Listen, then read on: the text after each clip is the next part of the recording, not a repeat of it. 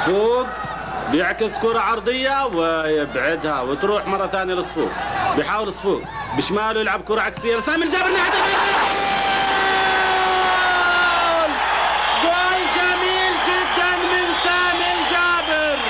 يا سلام، كرة لعبت جميلة جدا من صفوق التمياط بشماله لسامي الجابر اللي يلعبها مقصية قوية أرضية عن يسار محمد الدبيبي ويسجل منها هدف جميل جميل للغاية.